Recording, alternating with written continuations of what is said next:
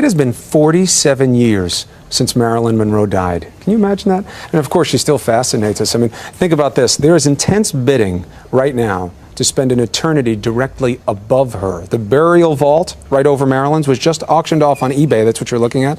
More than $4.5 million.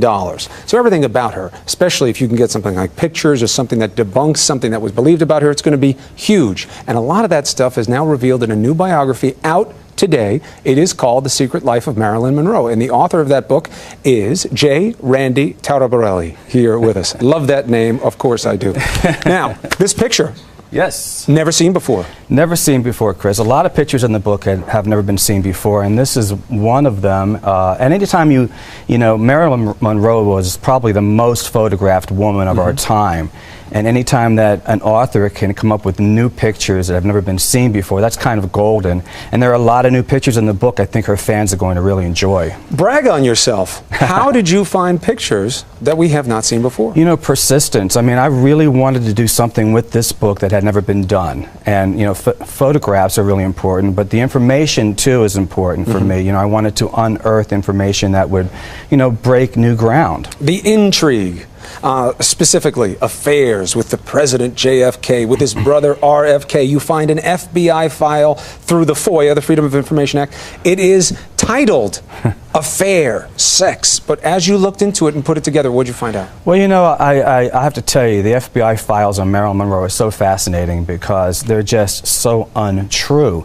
They would never hold up to today's journalism scrutiny. And, you know, in looking at those files, I realized that J. Edgar Hoover, head of the FBI, had such a vengeance against the Kennedys that I think that he allowed a lot of information to be put into those files that just was not true. We found that, for instance, Marilyn and JFK, it's been long assumed and reported that their relationship was very complex and you know, it took many, many years out of her life, out of his life.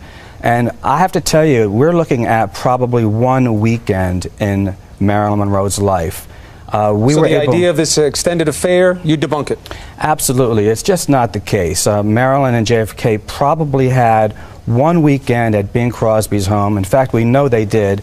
We assume they were intimate. I wasn't there, but I assume that they were intimate at least one night of the 2 nights that they were at Bing Crosby's. And then, Chris, that's it.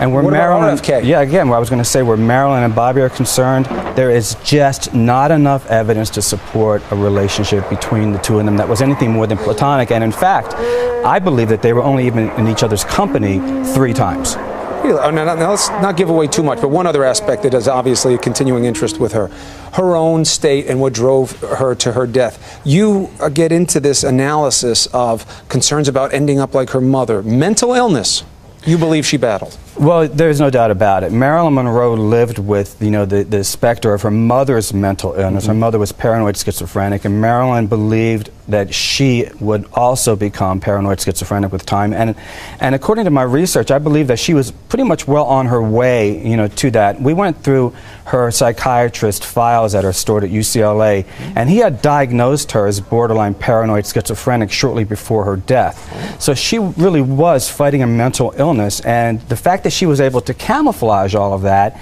and be the screen star that we know and love and still be able to put on this fantastic facade, this image, you know, was really quite amazing. And I'll give away one more thing, but I won't say what it means. Stanley Gifford is a name you may have never heard before. Don't give it away.